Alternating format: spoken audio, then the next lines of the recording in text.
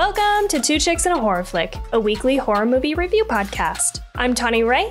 And I'm Felicia Connor. Subscribe to get new episodes every Wednesday. We dive into trivia, drink a little whiskey, and of course, give our no BS opinions. Join our Discord server or message us on social media to talk all things scary. And if you like the show, consider supporting us on Patreon. You can find all these links on our website, twochicksandahorrorflick.com. Thanks for listening. Now let's get scared. Hello, everyone. Welcome back to the podcast. Today, we're going to be talking about the 2016 film, A Dark Song. But before we get into all that, Felicia, hello. Hi, good to see you. I know. Good to see you too. In a new location recording. If you're watching on YouTube. I tried to make it look pretty, and it's my bedroom. It may look like a mess right over here, but this is just all my yoga things. And if you actually were looking at it straight on, it's quite organized. Okay. But I just realized behind me it looks like a little mess. But actually, probably no one will be able to see it because Tawny always cuts, makes the video tighter. Not anymore. I used to, but oh, nice. Okay. Oh, yeah. You know what? I did notice that on the last one. Yeah, but it is kind of small, so you can't really see because I put us next to each other, and it's hard to see smaller stuff. But it looks organized to me. Okay, good, because it is. Yeah, I like your plant. Thank you. I love her. She's called a raindrop plant. Ooh. She is one of 3 plants that I have been able to keep alive. Nice. Okay. Yeah. That's something. My plants are not doing so hot. I've got I this see a little plant. sprig over there in the corner. Yeah, this thing is what is that called? This is like a snake plant. And I think it's really hard to kill. And so that thing's doing okay over there. But I have a money plant that I really want to keep alive. And it's not doing a good job. It sits right behind my laptop, which is why I keep looking up at it. But I don't know what to do for it. I'm just totally lost when it comes to taking care of plants. So I'm just hang on, I guess. Can I tell you that I killed my snake plant? Oh, did you? Yes, is that what it is? Is that what? I'm not sure. It is spiky, but it has these different colors on the leaves. Mine doesn't. It's a little lined, But anyway, that makes me feel better. Yeah. Yeah. I only have the raindrop plant, the ZZ plant, and then I have some big green leafy plant. That's it. Okay. I'm impressed with these people out here keeping lots of plants alive. I just can't. But anyway, what are you drinking? I'm just drinking lemon water. We did go out with our neighbors to some lunch we had little Mexican food, and I did have a margarita. Ooh, nice. I only had one though, and I really wanted another one, but we all had one. And then when the waitress came back, they said, "Would you like another round?" And the neighbors went, "No, I'm good." And so there's you were like, I'm good too. Yeah. Even though before they got there, me and Steve were talking that we wanted to each get a margarita and then try their little flight of margaritas that you can get in different flavors. Oh, cool. So we were going to do that. But they said no. And then I felt self-conscious. Yeah. And then you're like, can't do it now. Yeah, exactly. So, and then I thought of drinking right before we sat down together, and I was like, I'll just grab water. So there's my story about what I'm drinking. How about you? Nice. Love it. I am drinking water, but also right before hopping on, I drank a Magic Mind, of course. Yeah. Yeah. This has been super helpful, dude, just because I have really been wanting a little extra focus. We've talked about it a lot, but it's so helpful for just that little bit of extra focus for the work week, but also for the weekend. Doing our podcast, you still want to be focused and just feel super clear and present for those things as well. And so one of the ingredients that's in here is rhodiola rosea, which is a nootropic and an adaptogen that reduces fatigue and anxiety and increases your body's resistance to stress and enhances mental clarity. So it's been perfect for that. Thanks, Magic Mind, for your weekend podcast help. So you've heard us talk about this a lot. If you want to check it out, you can go to magicmind.com/Jan2chicks, JANTWOCHICKS, and use the promo code 2chicks20. So that's TWOCHICKS 20. Enjoy. Enjoy. And definitely could be used for a little bit of mental clarity if you're trying to do some serious, lengthy rituals, just like we're going to talk about from a dark song. So, oh, you're right. That's a really good little plug. They could have absolutely used like a year supply of this stuff for an 18-month long ritual. Well, I don't think they said that in the movie, but I got some trivia about that later. But anyway. Nice. So Felicia, what have you been up to? Doing, watching, listening to? Tell me all your updates. I have been working a lot. Okay. And so I haven't watched a lot. So I've been working. And then also I picked up that yoga teacher training again, because I had already got the course and I got about 30% through. And then all of last year, and I don't know why, I don't know what initiated this or triggered this, but I had completely fallen off my practice. And I was thinking I hadn't practiced yoga the entirety of last year. I don't think I did even one sequence. Maybe that's a lot of days for me to remember exactly what I did, but definitely don't remember doing, and definitely not regular, and definitely didn't add anything to the course that I was doing. And I just been hearing like constant little nag, Felicia, come on, do it. Yeah. And so I got back in and, reading, studying, but it was like a big awakening because I was like, oh, I'm going to do this one yoga flow with this teacher her name is Skylar Grant, I believe. And she's with Commune, which is like the platform. Right. And I loved it. And it's like you move to music. So it's your breath and the music and it all goes together. I loved it. I was obsessed with it. So I turned it on. I'm like, here I go. Oh my God. I feel like I am actually starting from the beginning. All the strength I'd built in like my wrists and stuff was not there. I couldn't do it.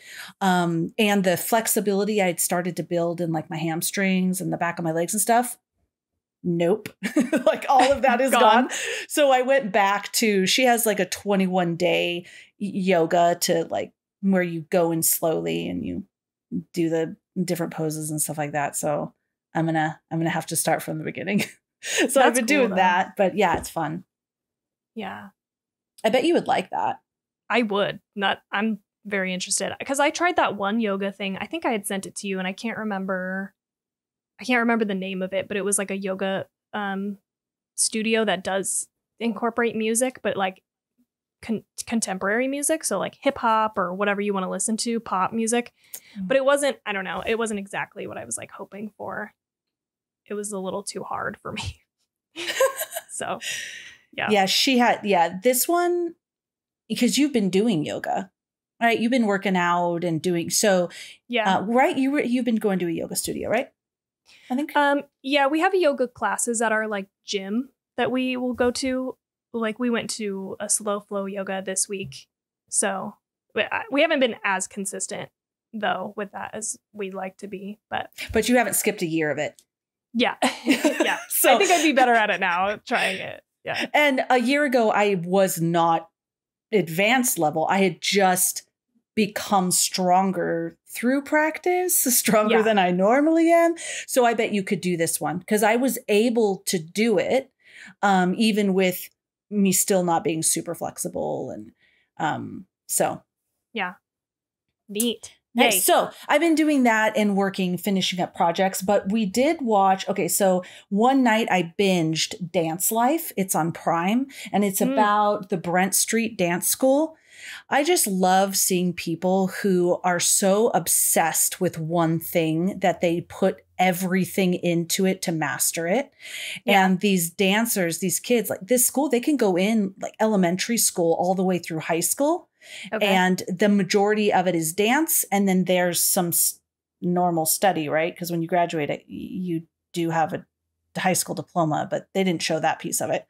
And just them putting their all and how they move. It's super inspiring. It was really beautiful. I loved it. And then me and Steve sat by each other and read through all 75 pages of the P. Diddy affidavit. Okay. Okay.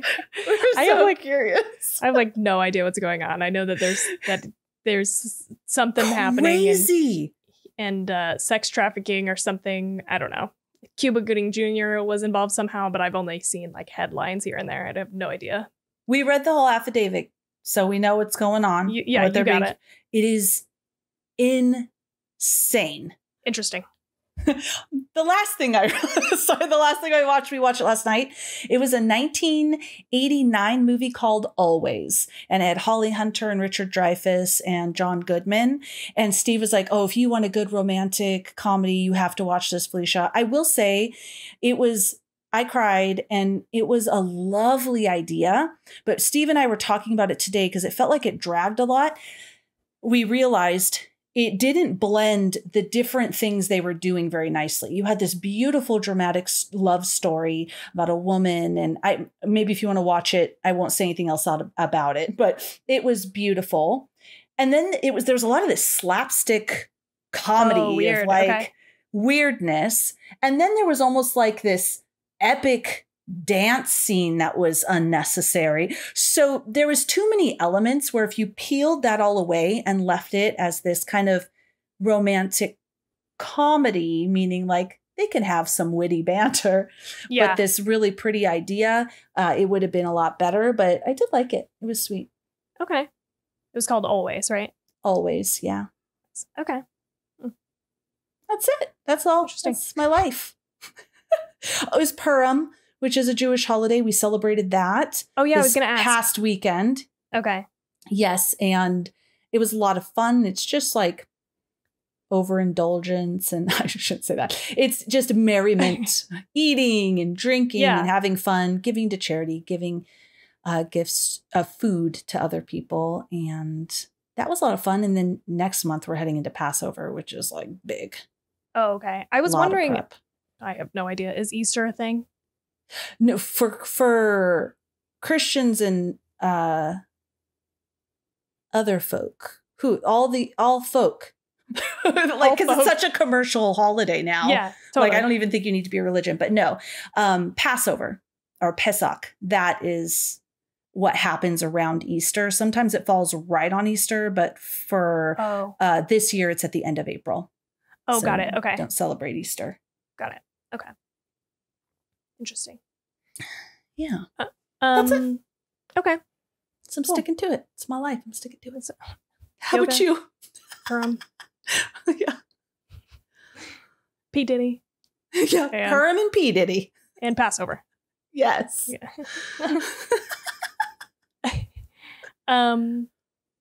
Okay, so I haven't been doing shit either because it's been so busy at work. So I only have one thing to report. We started watching Shogun, and I don't think I said that last time, right? No. I don't think so. Okay, that's on Hulu. It's like, I think it's from FX. And it's really good. We've only seen a few episodes. They're pretty long. Like each episode is like an hour plus. Like the first episode is like an hour and 10 minutes, I think, or something. Like they're really long episodes. And it takes a minute to understand what's going on. It took us 3 whole episodes, I think, to feel like we were kind of getting what's going on politically. But it's really good and we're really liking it. So I'll keep you updated on how that goes. But it's the first thing that I've watched that feels like Game of Thrones to me in like a cool political like way, but it's not like feeding you all of the information up front. Like you have to kind of hang in and pay attention and just be along for the ride to understand what's going on, rather than, you know, sometimes shows kind of just give you all of what you need up front. So it's kind of like a commitment, but that's how Game of Thrones was. Like I had to watch like 2 whole fucking seasons of Game of Thrones twice to like understand what was going on. Like I had to rewatch, but it's such an awesome and complex story. So I'm excited about that, to see where that goes. And the acting and stuff is really good. So what is it like basically like about, or the backdrop? or the backdrop of it. I'm probably gonna like fuck up the time period on this because I don't know if this is like totally correct, but I want to say it's like feudal Japan. Okay. I don't know if that's the right time period for real, but it's like there's this emperor who has died, and since he's died, there's been infighting amongst like 5 of the council people, and so we're kind of following.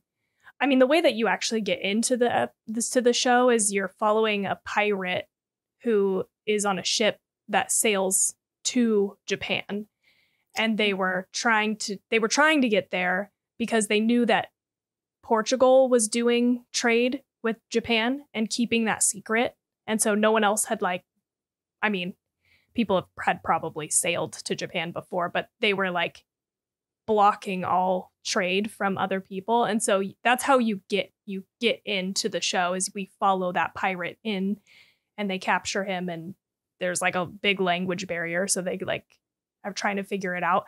But then it becomes a big thing and he kind of becomes a pawn a little bit for the people who pick him up. But yeah, it's good. Okay. Nice. Who's in it? Or who's some of the main peeps? I have no idea. Okay. The only one that I think I've seen in other stuff is the pirate guy, and I don't remember his name. It's something weird though. It's like Cosmic something is his name. But he was in Peaky Blinders. He's kind of like Jade and I were joking. He's kind of like a discount Tom Hardy. Like Okay.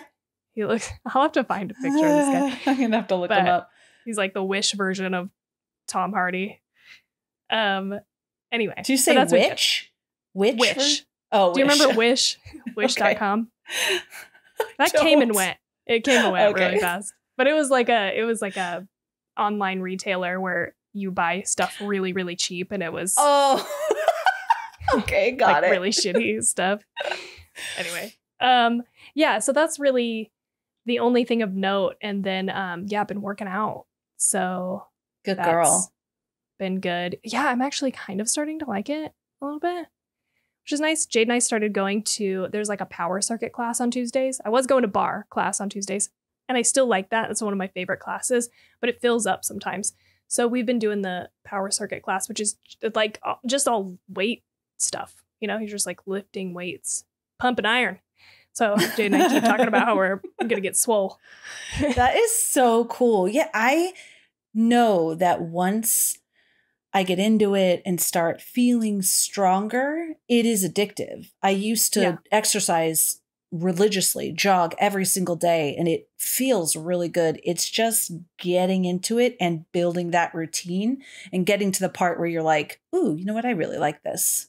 Yeah, totally. And I like how the weightlifting that we do in that class is pretty like, I don't know how to say it. It's like, it's kind of anatomy focused because you are kind of working out like one thing at a time. So you can focus on like, am I feeling that where I'm supposed to be feeling it?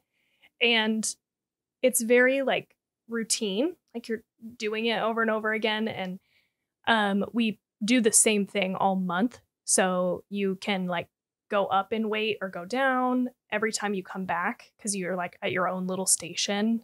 And so that's nice. I feel like I've gotten to the point now where I'm like, yeah, this is pretty cool. I kind of like it. And I actually have gotten to the point where I've been like a little sore, but not too sore. So it's like a good balance. So that's awesome. Hopefully we're trying to get up to going consistently like 3 times a week, like 2 like weightlifting type classes and 1 yoga class so that we're also stretching because there's not a lot of stretching outside of the yoga classes.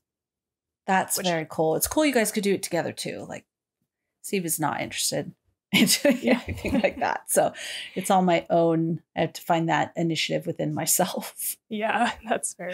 Jade is like the only guy in classes ever. And people are always like, oh, I wish my husband would come and do these classes. Yeah. But he's like, I like the classes. So that's cool. Yeah.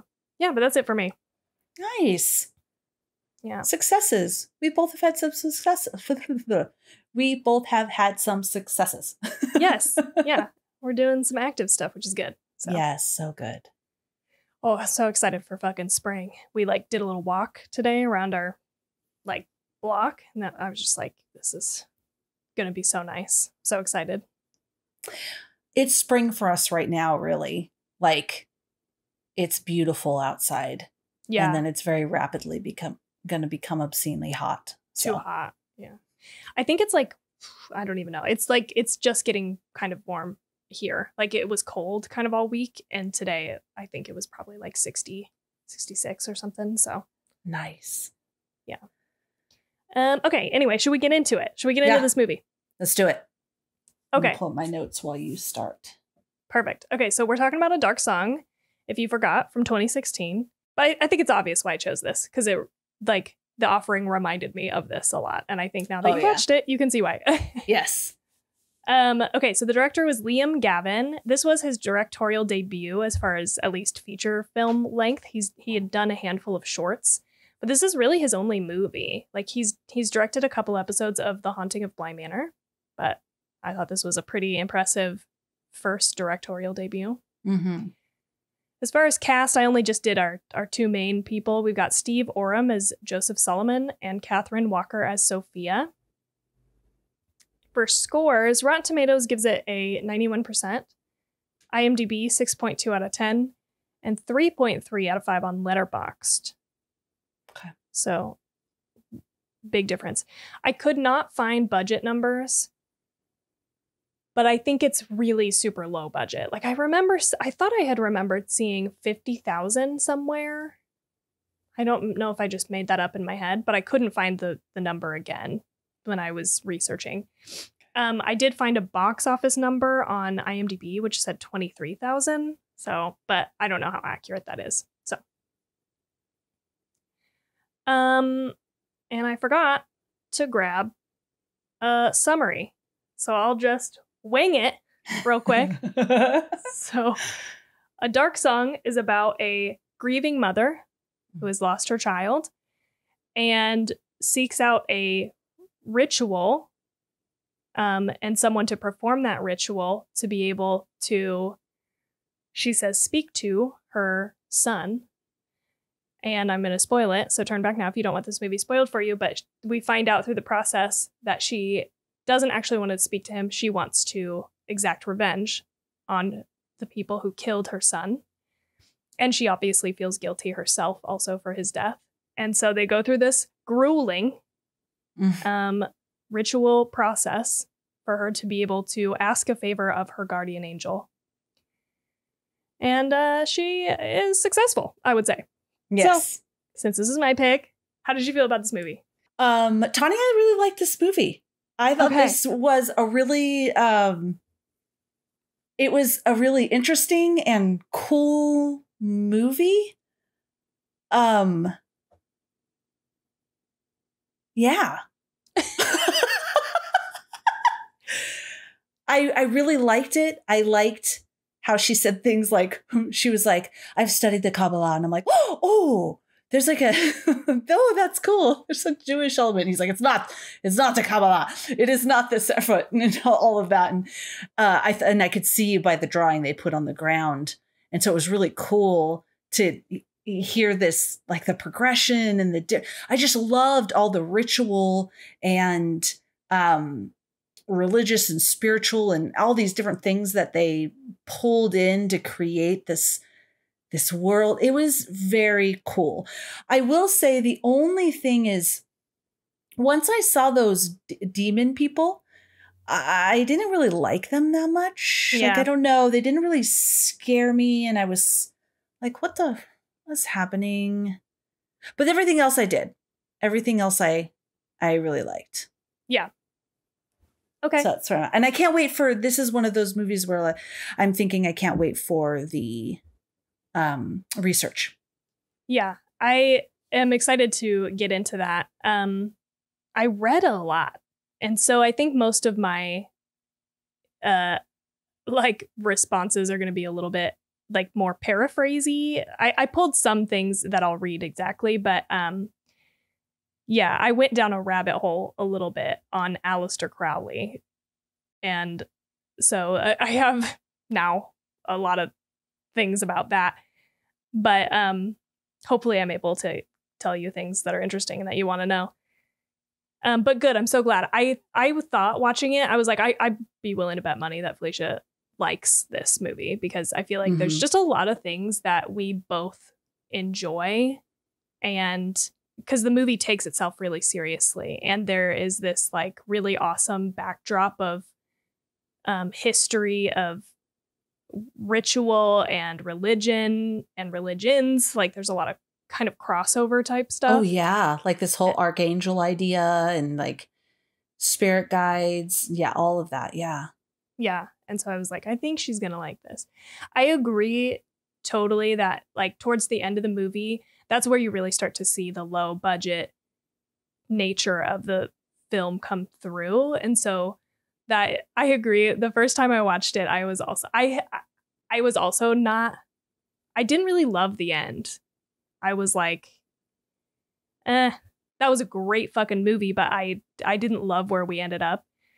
And rewatching it, I still kind of feel that way, but I still really enjoy it. I think it's a really refreshing movie. I think you really don't get this level of dedication to something like this. It feels like we are being exposed to this like dark,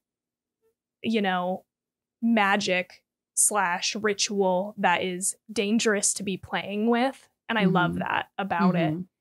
And there actually are real consequences. And so for a long time, I feel like you're watching the movie and you're thinking, man, nothing's going to happen. And this is just two people isolating in a fucked up situation. And the guy leading it ends up dying in the house, and she can't leave because that's like part of the ritual. And so you're thinking like that's going to be the end of this movie. There's not going to be anything supernatural that happens. So I don't hate where it goes, but it's like you definitely see the low budget nature of it at the end. I feel like it could have been cooler if there were like different things, if they had chosen to represent things visually in a different way. But in the end, I still just enjoy the process of watching this movie. I think it's really great.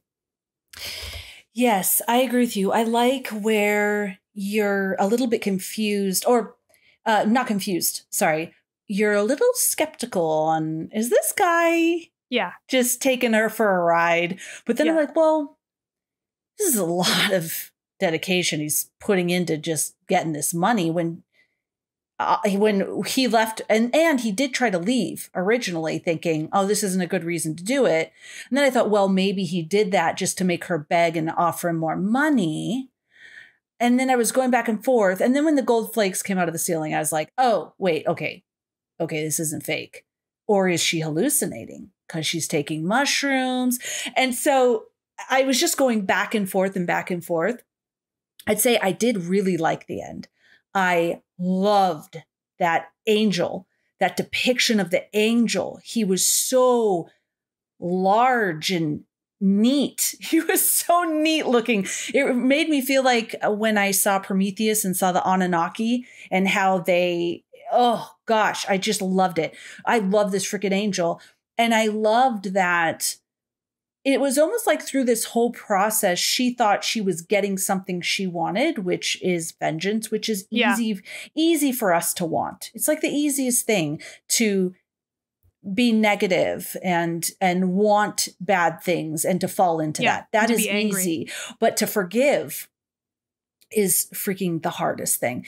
And so she went through this whole thing thinking that she was going to be getting this vengeance from these people, but then getting through it all, she wanted forgiveness, which is so incredibly powerful. So I thought all of that was beautiful. Just those people, like, what is it? They're just lower elements. And I don't know. When I saw them for the first time, I was like, who's that? Yeah. At first, I was like, who's that supposed to be? Is that the person that killed her son? Or is that? And then it was like, oh, it's just maybe lower elemental people that if she didn't try to get away from them, she would have become one of them. But I don't know I was like, whatever. Yeah, I got the impression it's supposed to kind of be like demons or,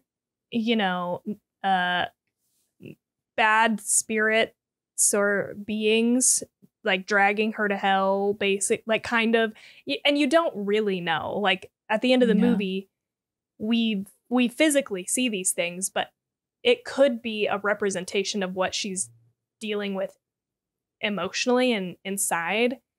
That could be a read on the movie, but I think that like seeing it is cool.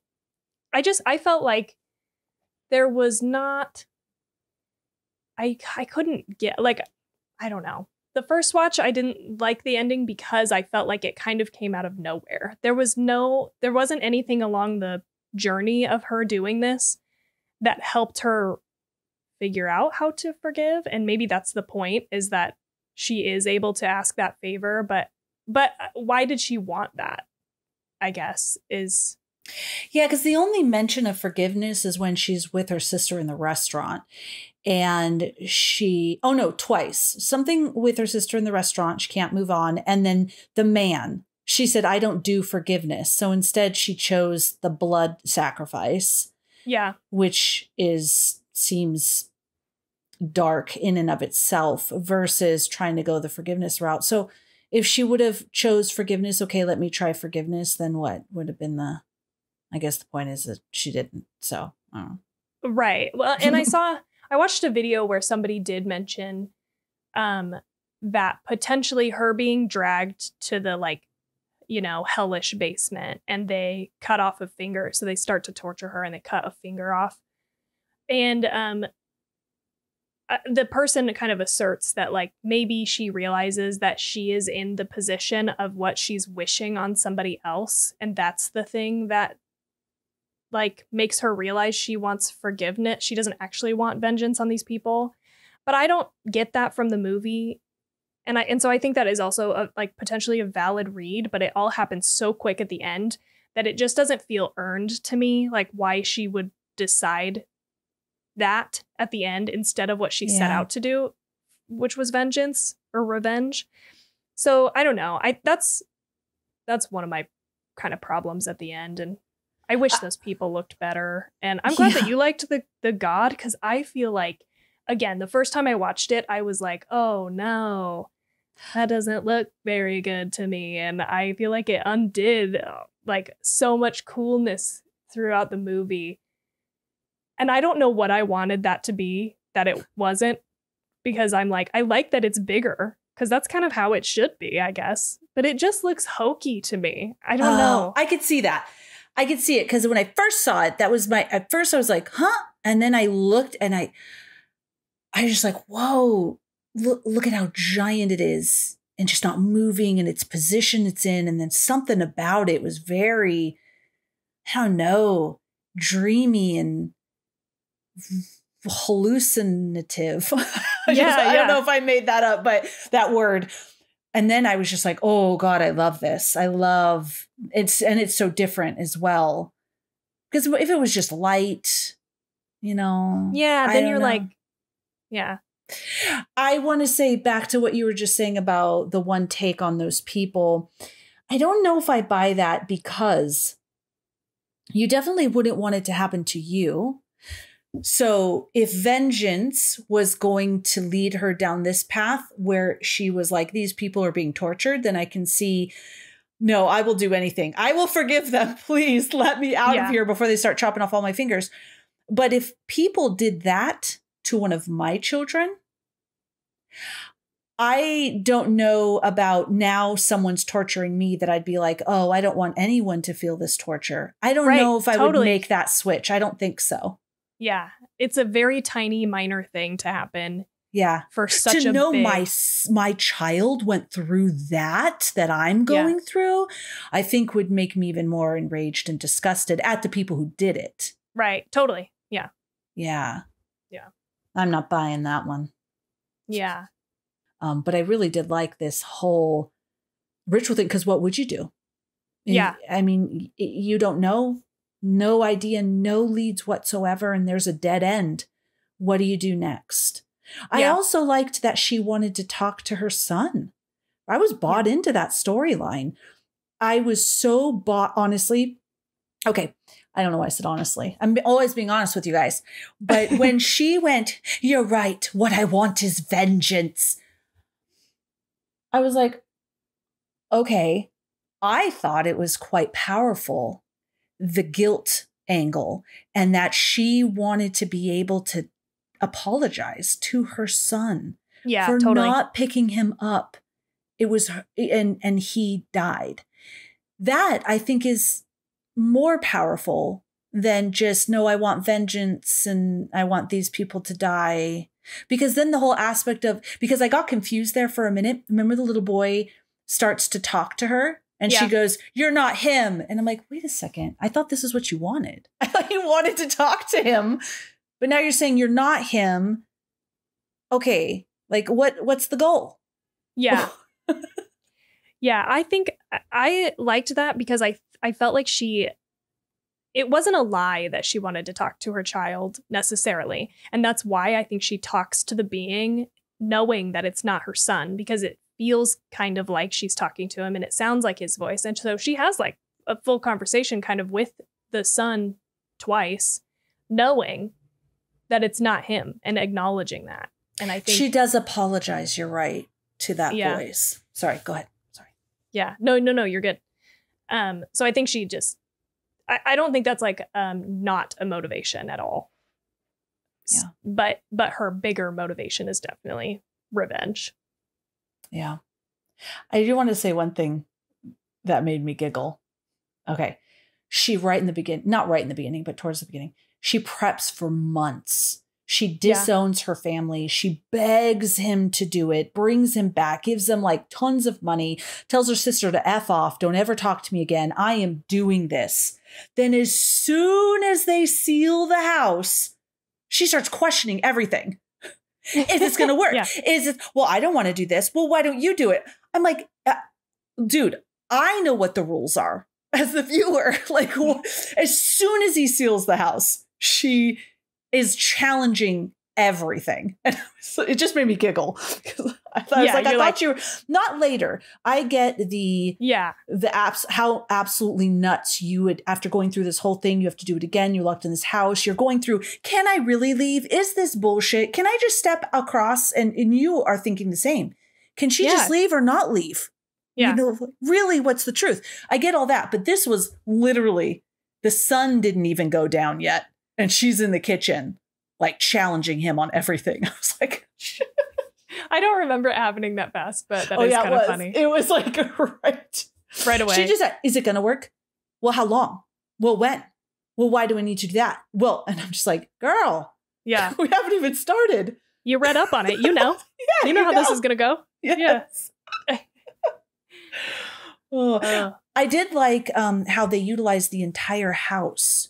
As it wasn't only the thing on the floor, but it was the entire house was a part of this like journey through these different portals or dimensions or processes, for lack of a better word. Yeah, it's like so procedural. I guess is a word that I was trying to grab earlier. Like there's such a process and it's so lengthy and there's so much to it. And like I love when he's walking her through and he's like, this room is the room of death. And this room is the room of, I don't remember what he says, but he's like, this is where you're going to like get your resolve. You're going to come in here to like strengthen yourself. Feel sane. Yes. Remind yourself you're not going insane. Yeah. Which was really interesting. And I felt like there was probably a connection to the rooms and the things that were happening in the different rooms. And I wanted to watch from that perspective, but I wasn't really able to fully like pay attention to that. So I'd love to rewatch and see if there was, because a lot of the, I don't know, I feel like the rooms start to blur together a little bit. And so I kind of don't know which one is which, or I wasn't able to tell right away which one is which, but there are some distinctive factors. Like I did notice that every time that they have a really serious conversation, they're in the room with the red couches or red, it's like there's like a red blanket maybe draped over them. But I couldn't tell actually like what room that is. So there's a little bit of confusion. But I think that's an interesting concept. And I bet there was more intention put in that than I'm giving it credit for. Or maybe not that I'm giving it credit for, but that I was able to pay attention to. I'm on the same page as you. I thought, ooh, what room was this? No idea. Yeah. Because they're in the room when he's talking about what the room is for. And a lot of, besides that, when she's talking to him, but when the beasts are in there and stuff, or she's hearing noises, it's from the hallway. And so I didn't know which room was where in this house, but I agree. I think maybe what was happening was related to what rooms. Definitely the angel room. There definitely. He was. He appeared in his room, in his he did say that. Circle spot. Yeah. In the beginning. He said he will appear right here. Yeah. And he does. And he does. Yeah. I loved their relationship and this craziness. And at first, okay, so I watched the trailer with Steve because he wanted to see if he wanted to watch it with me. He did not. But at the end of the trailer, he said, "You're going to love that." Yeah, totally. Yeah. And so I loved that relationship between them and that confusion of like, is he just like taking her for a ride? And then when he asked her to take off her clothes. So that whole, oh, now we have to do sex magic. I'm like, okay, I don't think that, I mean, this is very dedicated just to be weird and perverted with this woman. And I said, well, maybe if he has no home, right? Yeah. And she's paying him and whatever. But then he just jerks off and I'm like, oh, definitely not. Because she was willing to let him go all the way. And he was just, he didn't. So I really liked that where I was kind of going back and forth. And then, so at the point when he dies and she steps across, so they show her feet and the line. And I'm like, gosh, that'd be crazy. Because you would have in the back of your mind where maybe, and then she stepped across it and I went, oh shit, we're about to find out. I know. Yeah. I also was like, even rewatching it, I was like, I can't remember if she actually ends up leaving or not. Like, and then she just goes for it. Oh, yeah. You're not supposed to do that. And then she's walking, and I'm waiting. And then through the trees, you see that window. And I went, ah, shit. I wondered. I was like, is Felicia going to know? Is she going to see this shot and know that she's going to be back at the house? I was like, oh man, he was right. She's stuck classic. Here. The classic. You can't leave. Oh, I love it. Great. Yeah, I love one of those. That's one of my favorite like tropes. I think of all horror movies is you try to leave, but you end up in the same place. Yeah, I love this part of the movie too. They both feel like such real people. Mm-hmm. It gives the movie such a level of groundedness, even though they're doing something so, not like, not based in reality, kind of. I mean, it is a real thing. We'll get into that, but, they give the movie such weight as people. And Jay had mentioned he had watched this the first time with me, and he also likes this movie a lot. He was like, this is one of the best depictions I can think of a wizard, right? Because this guy like is technically a wizard of some kind, right? He practices magic, but he's like your everyday person. And I watched an interview with him and the director, and that's what drew him to the script. Is he was like, he is this like, practicer, or I don't know, practitioner. Thank you. Of this, but he's just like a regular guy. And I also couldn't put my finger on why I like him as a character, because he's kind of fucking mean and volatile and you don't know what he's going to do, but somehow you get the sense that he's not a bad guy and he really doesn't want to be doing anything intentionally to hurt her or really anybody. I mean, maybe that could be debated because he's there. He's willing to let her get revenge on people, but like for a bad thing, but I couldn't actually look back to the movie and point to anything that told me he was a really good guy. And so I'm glad that you brought that example up, because I think that is a good example. Is like, yeah, he's definitely taking advantage of the situation and being weird, but he like could have gone so much further with it and he didn't. Yeah, he was really, I really liked this because you're absolutely right. He seems so unlikable.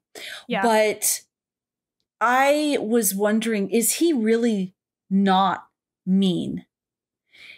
He is screaming at her and stuff, but it reminded me of Okay, let me preface. If anyone knows who Ruby Frankie is, this true crime story going on right now, I watched a ton of body cam footage. I listened to some podcast where they read her entire journal. And her journal, she's nuts and she's a child abuser. I'm not saying she's a good person. Her journal was like what was going on in this movie.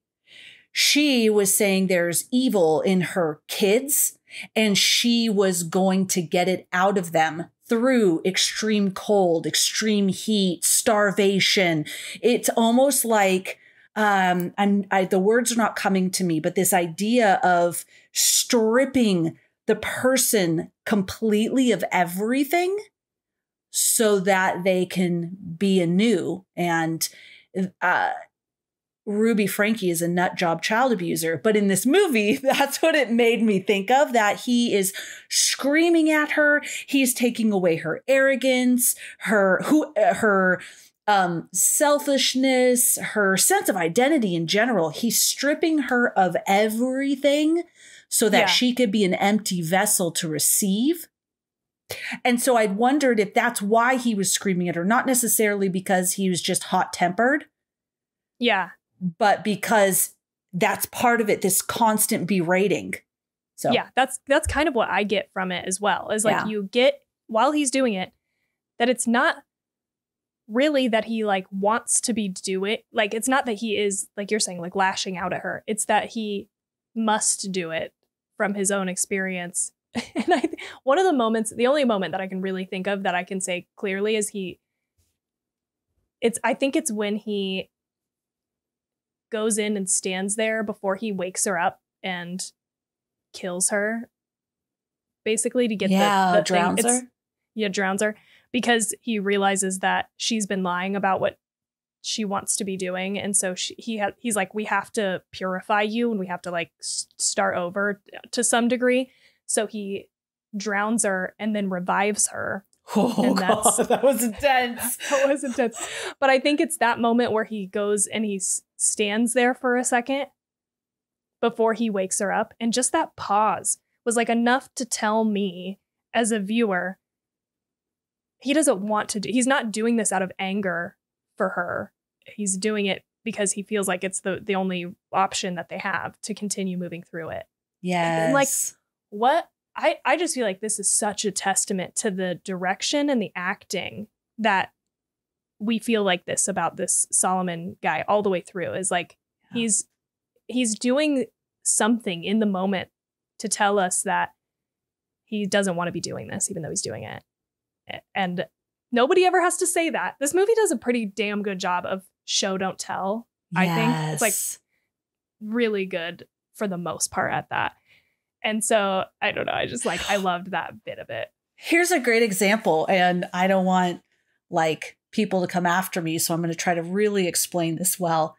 The non-sex sexual scene. Yeah. Wow, what conflicting feelings I had, right? Because he mentions having sex magic, or she mentions it. She actually calls it sex magic, but I'm like, oh, he doesn't really need to be doing this. So I thought, ooh, we're verging on, he is being creepy, but he's going to really take advantage of her and convince her that she has to do this sex magic, when really, do they? I doubt it, because wasn't he going on and on about how she needs to be pure? Well, so he has her take off her clothes. He's looking at her and he masturbates.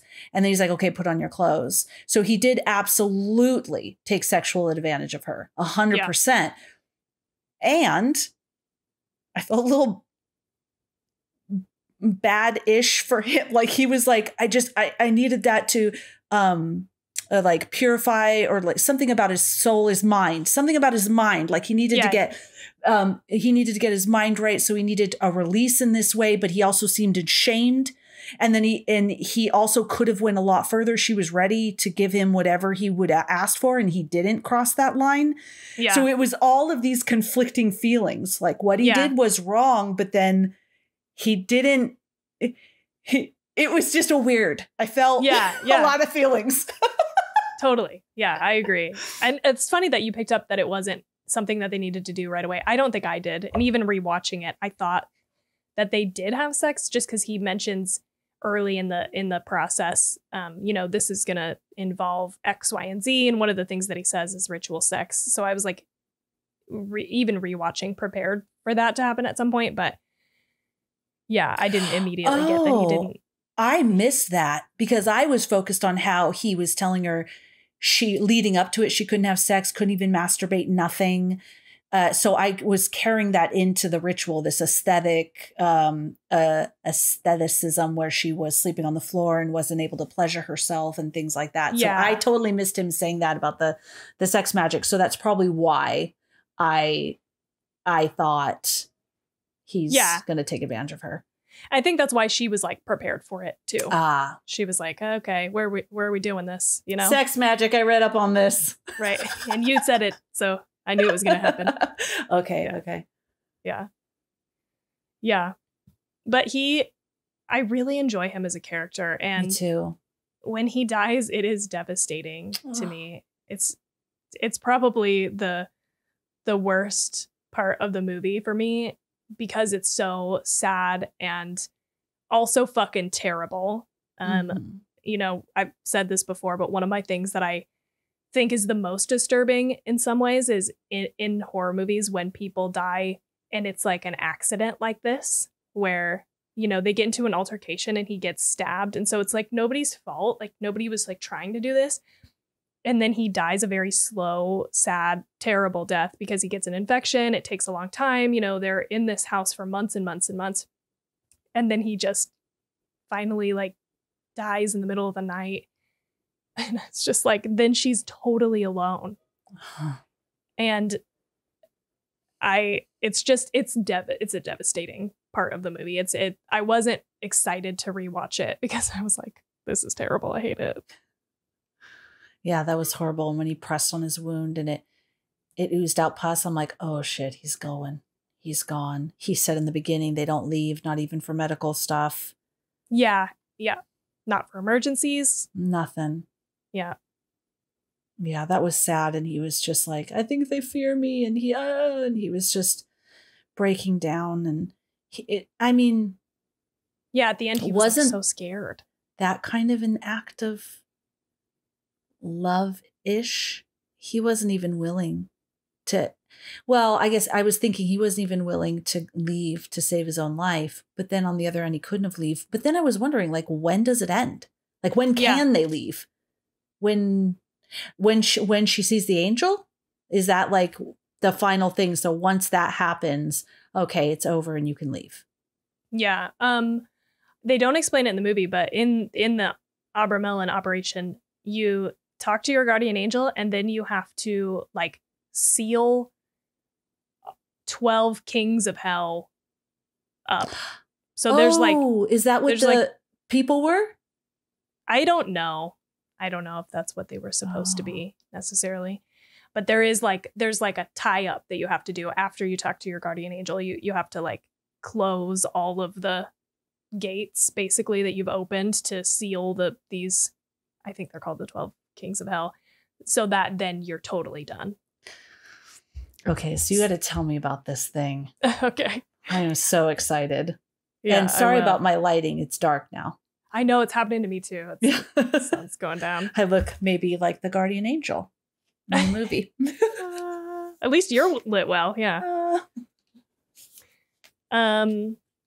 Okay. Yes. So the ritual performed in the movie is the Abramelin Operation. They mention that. It is an occult rite attempted by Gnostics such as Aleister Crowley.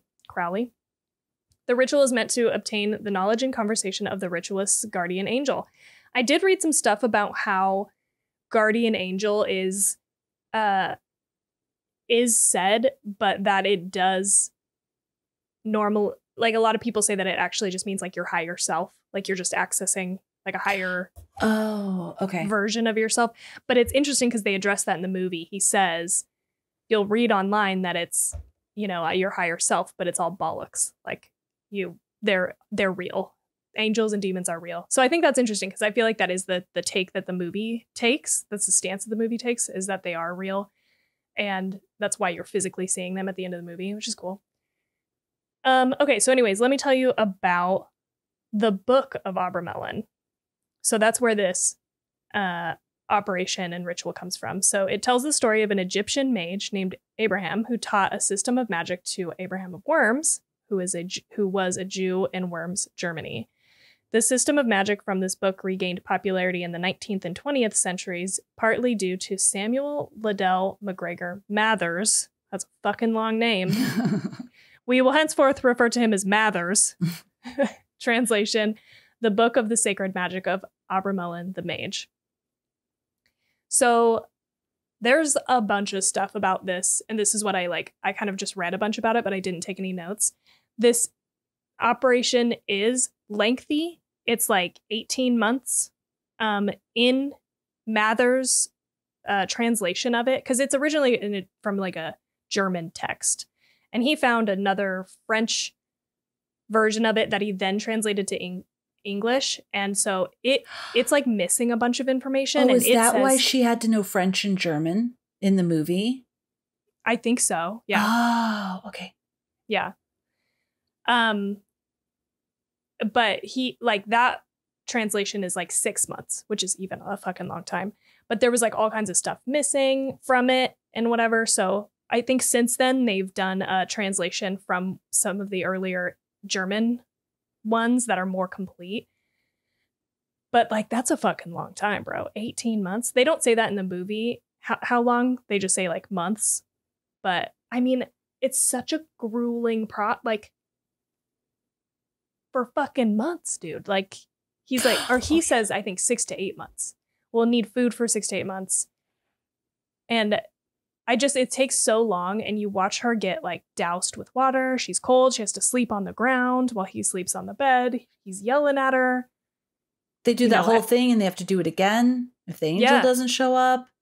Yep. Drinking She the blood. got the house for 12 months. Yep. You know what? I wanted to mention, it was one of my notes. I found this very interesting too, how this is the first movie I saw where it takes months to access the other side. Usually it's very fast, right? You just do some things, you draw a thing, and then you're like, but ow, and then there's the thing. Right. But this was a process, which, I mean, you'd think it would be. Yeah. To access something like that, other movies make it just seem so easy. You say some chants, maybe some meditation, maybe drink a potion, I don't know. Yeah. Make a triangle, bless the different north, south, east, west, and there it is. Yeah, it's almost like you accidentally trip into oops, I fucking opened a portal. Yes. Not this movie. This movie is like, you are intentionally doing this. You go through the process of doing it. You have to be like working at it and staying with it. And I think that again gives it the more reality. It feels like it's more of a real thing. And is it to ask for a favor or just talk to your angel in general? Yeah, it's for, quote, the knowledge and conversation of the ritualist's guardian angel. So I think it's like that they do get special knowledge and power. And in the movie, they say that they can ask a favor. So each one of them is supposedly able to ask that guardian angel for whatever favor they want. Mm-hmm. So knowledge and power, I would say. He was happy she chose forgiveness, because that would be ultimately probably what an archangel would want you to choose. Yeah, not probably. Vengeance, right? Yeah, but it makes me think that it would have granted that favor had she still wanted it. Would she have left the depths of that hell had she not? Had she still been wanting vengeance? Yeah, good question. I don't know. Probably not. So maybe you don't see the angel unless you do, which makes sense of why you would need such a long process of kind of becoming anew. Because if you're just like, nah, I want that person to die, and you just do some chants and then you're angel and you're like, I want that person to die, and you'd be like, oh, bitch. So yeah. So maybe that is the key. You either, if you still, after all of that, are like, no, I want vengeance or just something dark, you stay in that pit. And if you don't, you're able maybe to break away. Yeah. And I do, that's a good point about him being happy with that, because I didn't really think about how, because the angel does smile when she asks for the power to forgive. Yeah. And maybe that is what that is he's like, okay, you've finally done enough. You've stripped away enough. You've gone through enough change that you are, now this is what you've asked for, and I will grant it. Yeah, because we have free will. So maybe in that moment, there's still all this free will as you're walking up the stairs and you get to the room with him. Now that you're out of that bad situation, I suppose you could still change your mind. Then I wonder what would happen. Yeah. Like if you ask the angel for something bad. I also read something about the angel being portrayed as the way that angels have been written. I don't remember where, but like big, beautiful, and royal looking. Mm-hmm. And I liked the eyes. The eyes were like yeah, white and flashy. I don't know how to describe it, but they were like reflective almost. Yeah, it was really pretty. Yeah. So what else about this operation? It like is all based around magic squares, which I don't know if you remember what this is, but it's like it's where numbers in a grid add up to the same number across and down. But for this operation, they actually use like words that relate to the thing that you're trying to accomplish. So, for example, a square entitled "To Walk Underwater for as Long as You Want" contains the word, I have no idea how to say this, M-A-I-A-M, the Hebrew word for water. Or like a square for recovering treasures begins with the word Tifera, which means golden ring in Hebrew. So there's like these magic word squares, and I don't remember much about like the other specifics of the operation, but there's a lot going on. Where were these word squares? Were they in the movie? They weren't actually, and that's one of the things that I have as a piece of trivia. So people have said that this is like an error, but director Liam Gavin chose not to depict some parts of the ritual and asked artists to change the symbols out of superstition and respect for the process. Ooh, I like that. Yeah. Well, yeah. So what if they were actually like had all this stuff like written out on the ground and stuff? Yeah. I do like how they have all the like the big so circles beautiful. And everything. Yeah, it like looks really cool. I watched an interview with him talking about how that was part of what drew him to this story, is that you have this physical thing that you can kind of put together, like the house and the symbols and the drawings and everything, that give you a really rich base for like the cinematography, which I think is like spot on. It's really pretty. I love that shot, that over the head shot of her laying in the triangle and him like painting on her back with all the candles. Like there's some really awesome shots in this movie. I feel like the cinematography is really good. I totally agree. It was so beautiful. All this different ritual stuff that they had and were doing. I actually, because I study with rabbis like 4 hours a week. And the last time I met with the rabbi, we actually talked about I'm going to say it wrong. He mentions it, the Sephirah.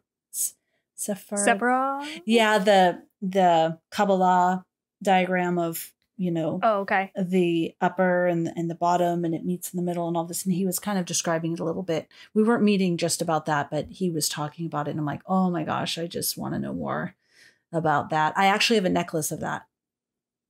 Oh, okay. Symbol. Yeah, and it does seem like it's integrated in that a little bit.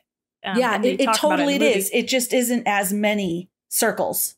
Yeah, it's like fewer circles in the movie than the actual one. And that's the tree of life, right? Yes. Talking about? Yeah. Yes. And we talked about this in the offering because there is similar, visual symbols used in that movie. Yeah. Oh yeah. Oh yeah. And same thing, kind of that thing on the ground, at least in the offering, where there is it's like the Seal of Solomon or something like that. I don't remember exactly, but Solomonic imagery and stuff seems to be pulled in here. for some inspiration. So cool. Now I'm going to research all of this. Yeah, I have some resources that I'll send your way, and I'll put in the Discord as well. Awesome. One of the videos that I watched, I think was from I want to say maybe a Jewish professor, maybe, or I think he was doctor something, so maybe he just has a doctorate and doesn't teach, but he had a lot of good information. It was cool, so I'll send that to you. And I think the more recent version was done by a rabbi, maybe, the recent translation of this book that's like more complete. Now it's too dark and your background is freaking me out. I need you to turn on a light. Jeez, I didn't even realize it because I'm staring at you the whole time. And then I just looked at myself and I'm like, oh my God, I am scary. Okay, hold on. Whew, that's way better. I was like, you got a real dark corner back there and it is spooky. Scaring me. Okay. So that's all the stuff that I at least wrote down about the Abramelin Operation. Do you have any questions about that before I tell you a little bit about Aleister Crowley? No, I'm good. Okay. And I couldn't actually find a lot about that. Like, I looked up Aleister Crowley because I had seen a note that he had attempted this operation. So I was like trying to find information about him doing it and what happened. And then I ended up just falling down the Aleister Crowley like rabbit hole and like wasn't able to pull myself back out to go back to the Abramelin Operation. But I couldn't find much about it there either. And I just ended up learning a lot about fucking Crowley. So he was a person who was like an occultist, and he lived in like the late 1800s, like early 1900s. He was alive until like 1947, I think is when he died. And so he's like more of a modern, well, first of all, I didn't even realize that he was like an actual person. I thought it was just I thought it might be a made up person because I've only heard references to him in movies and stuff. So I was like, I wasn't even sure that he was real, but he was, and he died more modern than I thought. Notes on him. You know, when you do research, it's just like too much information even to like pull out and put down. You're like, I just read through all of this, and so I'm going to try to do it off the top of my head, but it's hard because there's a lot. But he was an occultist, philosopher, ceremonial magician, poet, painter, novelist, and mountaineer. And he founded the religion of Thelema. I don't even know if I'm saying that right. Identifying himself as a prophet entrusted with guiding humanity into the Aeon of Horus in the early 20th century. There's a lot going on there. There's a lot. There's so much. I didn't even read the whole Wikipedia page, and like, I already know so much information. Anyway, we'll come back to him. But he did try this in the Boleskine House, which is a location in Scotland that has like a bunch of historical stuff tied to it. And so it's like a pretty famous house.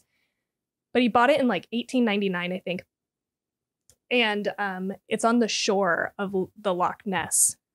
And this house like has or maybe it has some of the things tied to it, like it faces the right direction and all of that. So I heard that he tried to do it in this house, but he only made it like a month in and then left because the group of like occultists that he was part of had some like political drama and infighting that he had to like go back to London, I think, to try to get it under control. That was the dawn of the Golden Order, which was actually founded by Mathers, the guy who translated this book first. So he founded the Golden Order of the Dawn. Am I saying that right? And so he was able to leave even though they started the thing. Yeah, I couldn't find any more information about it, except that people believe that he left too early and didn't seal it, and so some negative things got out into the world, and one of them is the Loch Ness Monster. So that's a nice little tidbit for you. Really? Yeah. This little monster that no one's actually really seen, who just floats around. This is the evil stuff. I know. I would think you would say like serial killers, Hitler, like, I don't know, like really horrible things. But it's little Nessie floating around. Yeah. Little Nessie out Not here. causing any trouble whatsoever. Maybe even like a Sasquatch that sometimes people take pictures of. These are the creatures coming out of the scary opening. Right. That's the funny. door opening. Yeah, I mean, you know, my Why skeptical do they ass. think that about the Nessie? I don't know. It's weird.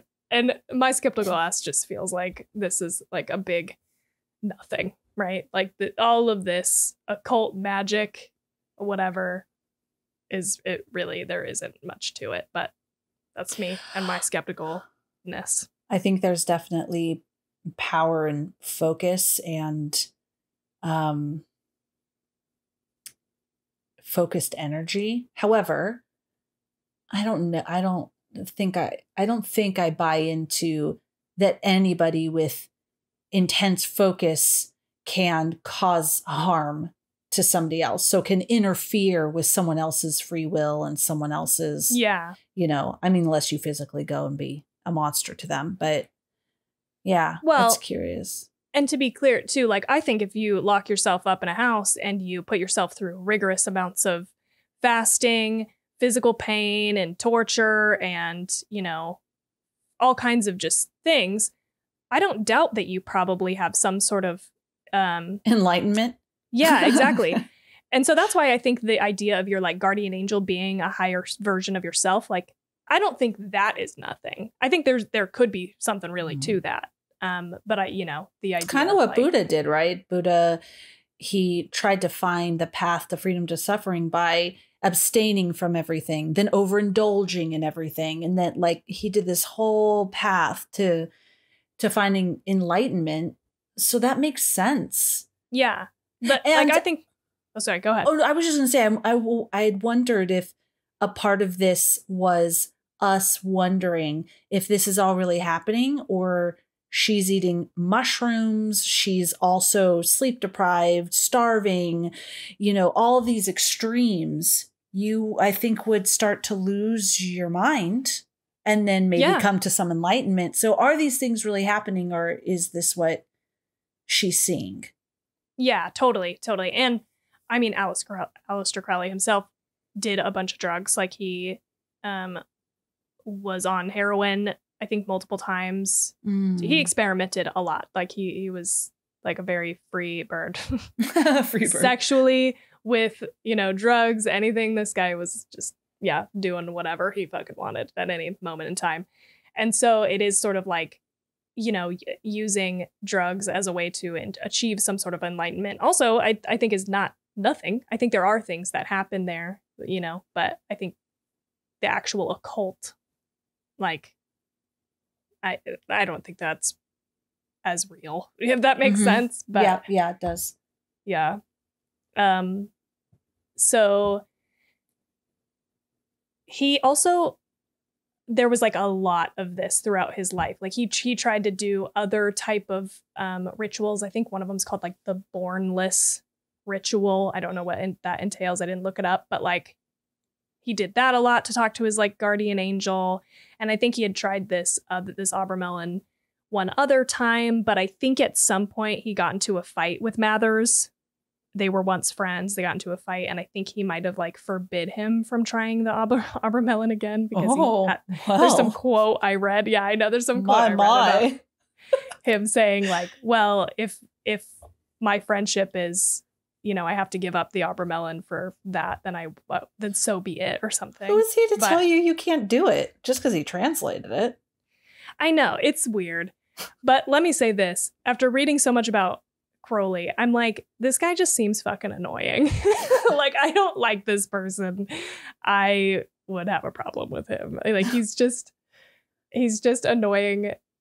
And so let me tell you a little bit about that. When he bought the Boleskine house, he developed a love of Scottish culture, which I think is fine. But he described himself. Sorry. Which, by the way, anyone who likes Scottish culture, that's fine. That's totally fine. I know that's you, Felicia. I know that's you.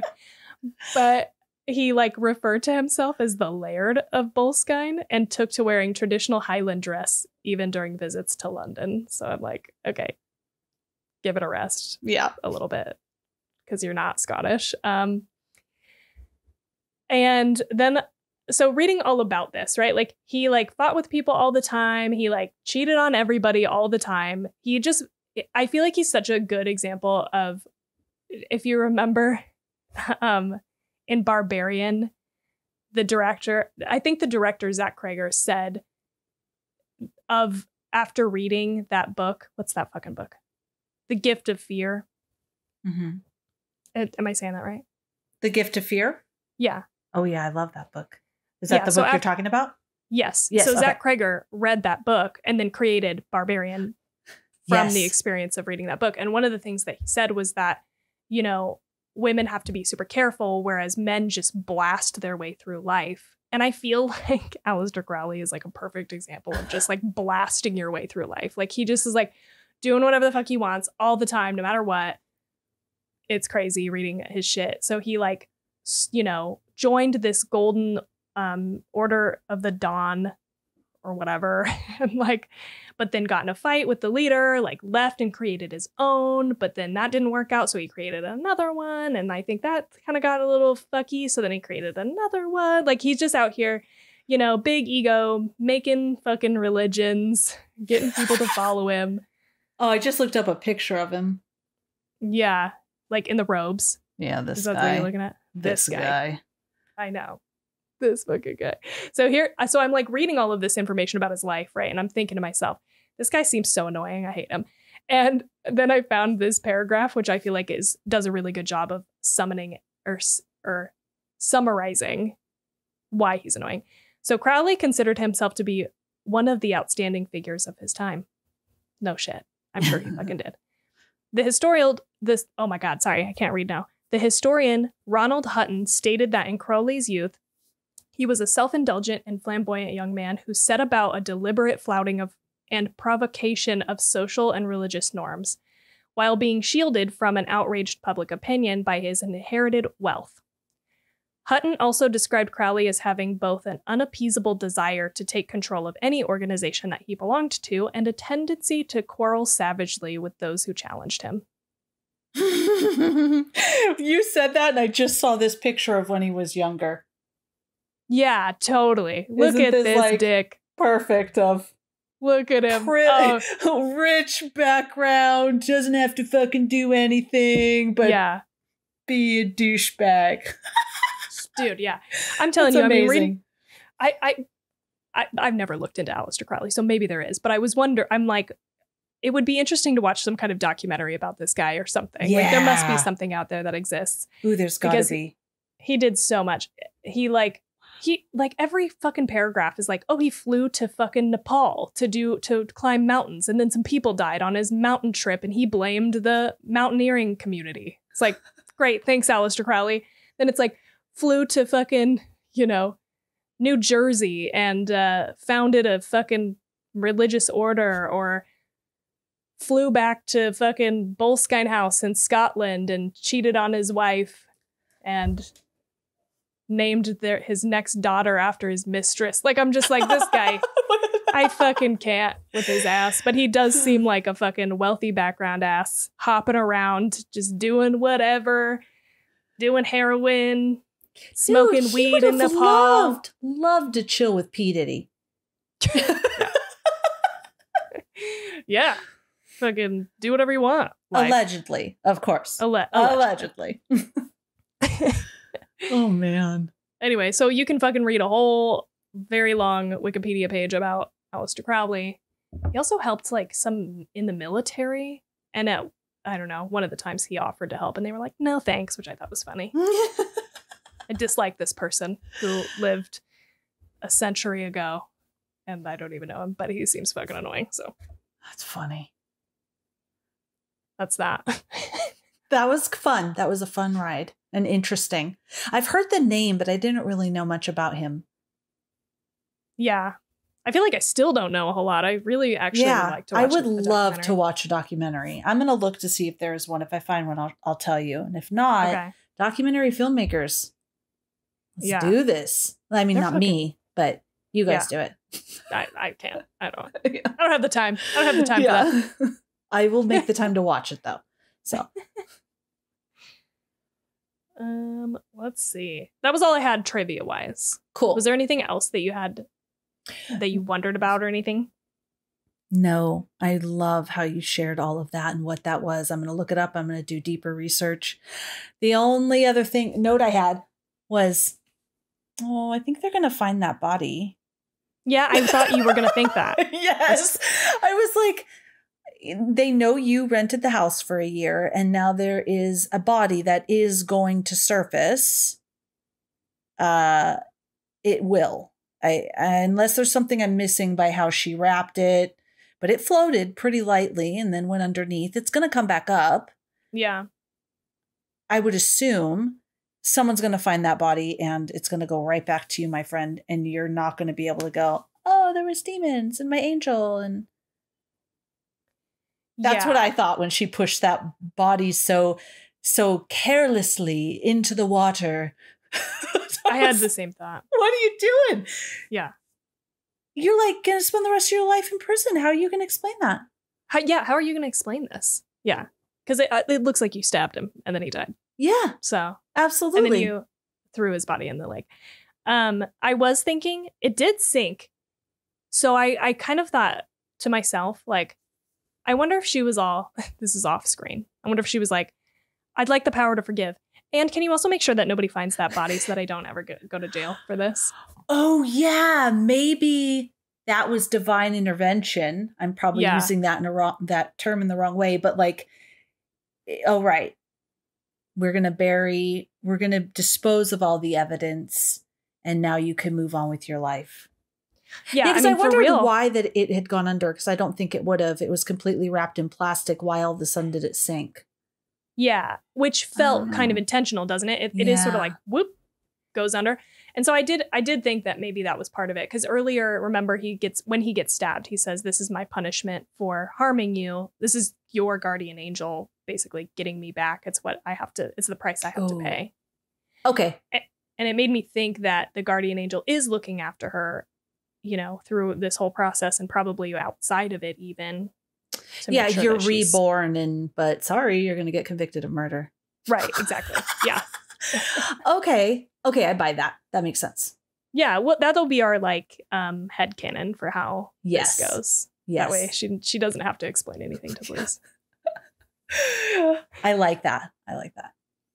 Yeah, I really like the last bit of the movie too, where she's driving out and she passes a car and there's this she's startled by it and we're startled by it as the audience as well, because we've been so isolated and alone and away from people. And even when she leaves the house, she sees no one and ends up back at the house. So that was an interesting moment at the end of the movie where you're like, oh, she's back. Yes. In life. I'm so glad you said that because I had that same reaction. Yeah. Immediately, just that small thing of, oh, there's another car on the road.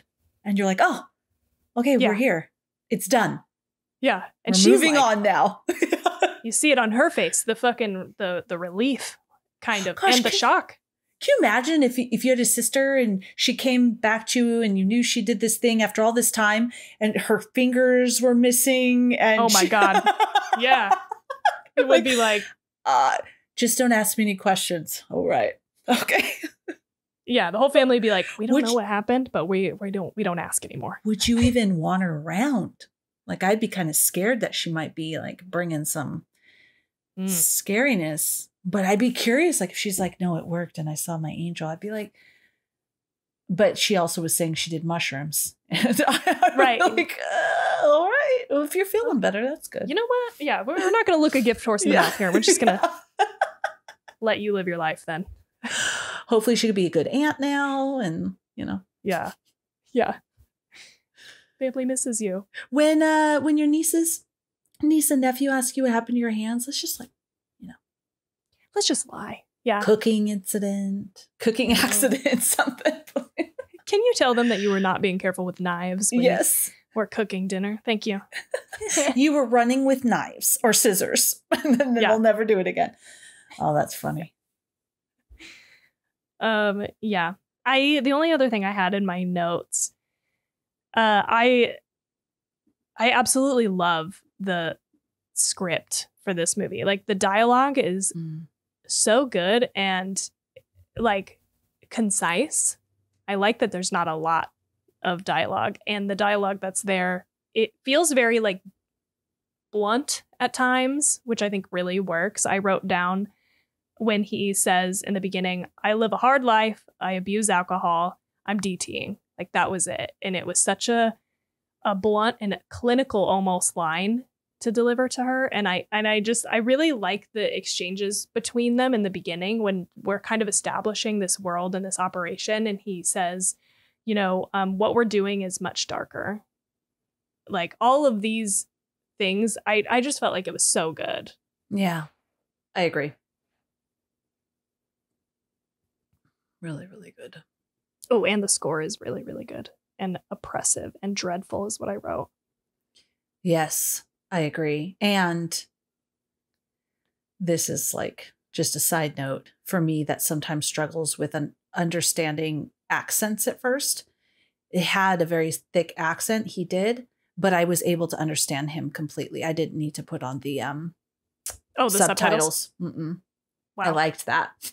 Okay. I mean, that's just, you know, from my point of view, not that he needed to adjust his accent or anything, but I liked that I could understand what he was saying.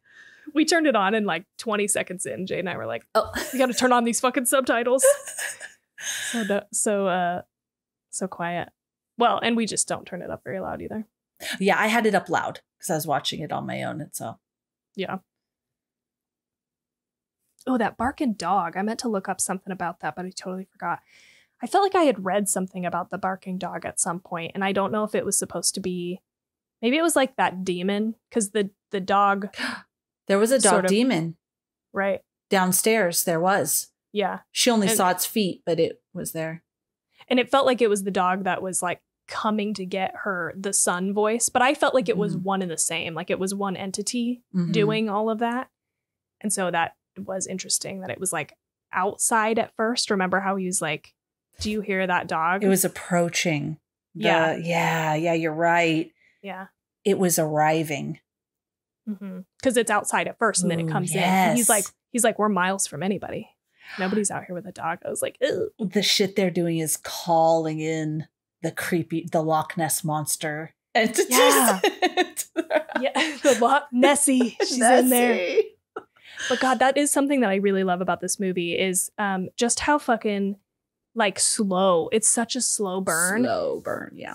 Which can be rough for some people, and especially if you're not in the right mindset to sit and like be watching a slow burn movie. But I love how the things really start slow. They're like knocks here and there. And then like right before he dies, she sees somebody sitting in the chair smoking a cigarette.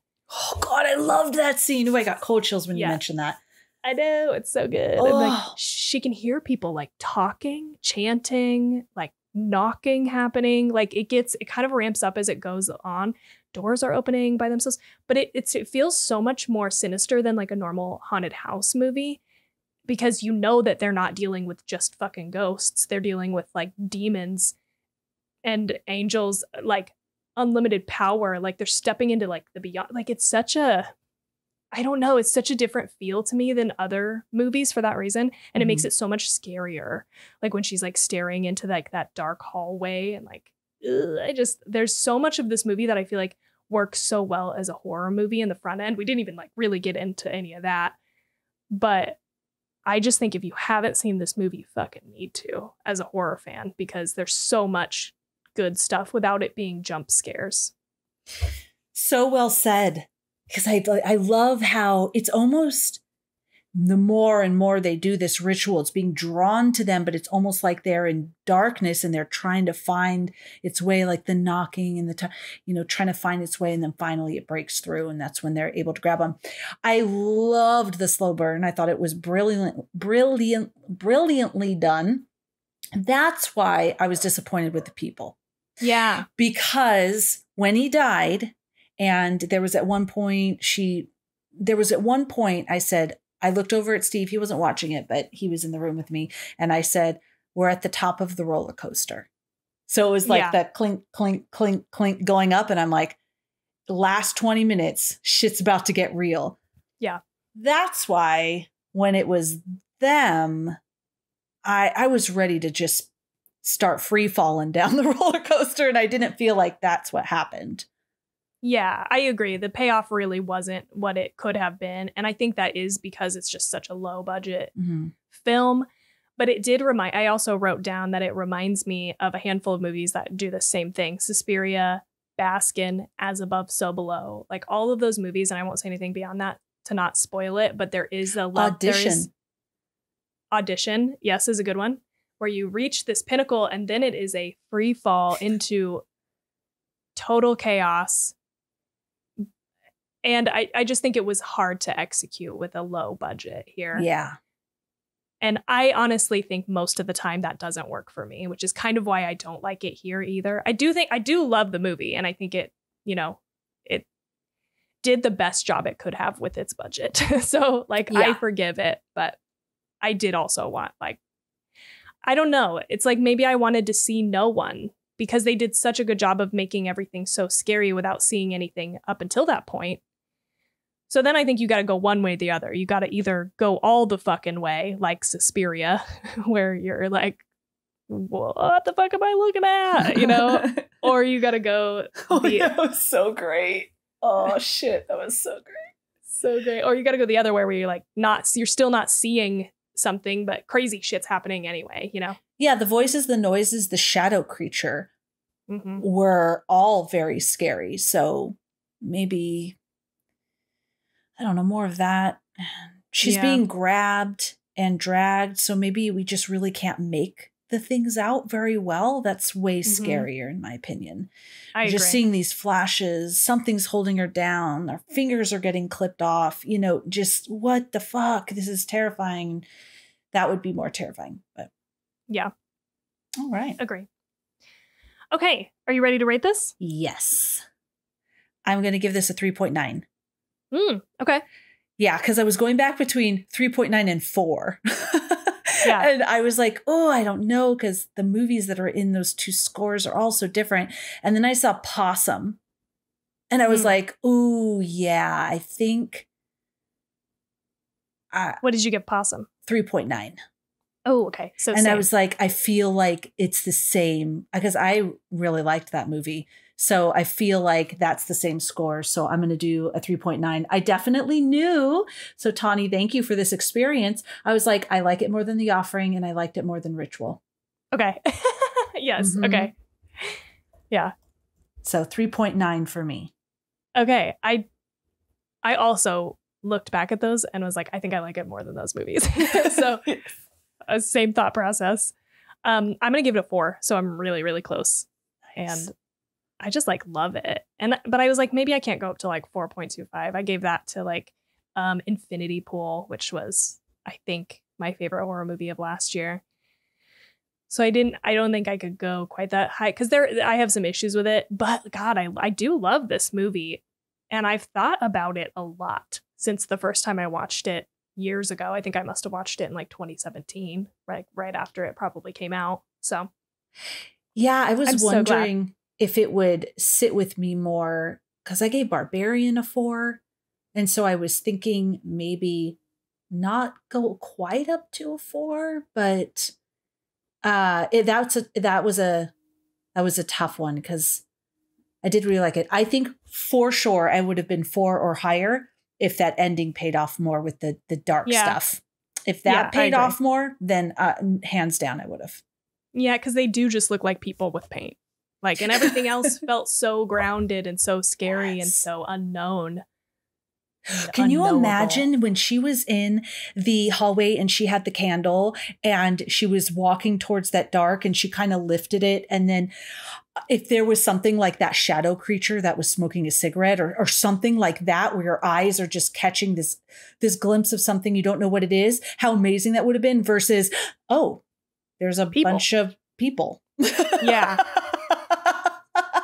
Yeah, it really deflates, kind of. Yes, You're like, that would have raised it up for me. Yeah, for sure. Probably even over a 4, but yeah. But it's a great, great low budget movie. Almost probably no budget. I don't actually know what the budget is, but I know it's really low. And like directorial debut, like great movie. And so I gotta give props. Absolutely. Yeah. Points for that. So yeah, cool. What are we don't know what we're watching next week. We have no idea. Or I don't think we can next week, but continue on with things that remind us of the offering. The offering. I think we need a new thing now. Yeah. I don't know what though. I feel like that was a good like trio of movies though, back to back for sure. Like, cause we had, The Offering, The Ritual, and A Dark Song. And they all just there was like thematically some cool shit that would tie together. We killed it. If anything, my pick maybe I could have picked something more in line with the other two, but they still worked. We killed it on this random theme series. Yeah, this run. Ooh, so we're going to have to think of something else. A refresh. Yeah. A reboot. Yeah. We'll think about it. Yeah. And we'll let you know on social media. If you like us, please do go follow us at 2 Chicks at a Horror Flick on Instagram. Or you can go to any of your favorite social media platforms and search for 2 Chicks at a Horror Flick, and we'll be there. What else, Tawny? Don't forget to get 20% off of Magic Mind at magicmind.com/Jan2Chicks and use our promo code 2Chicks20. But that's it for now. So we'll see you next time and have such a good night. No nightmares.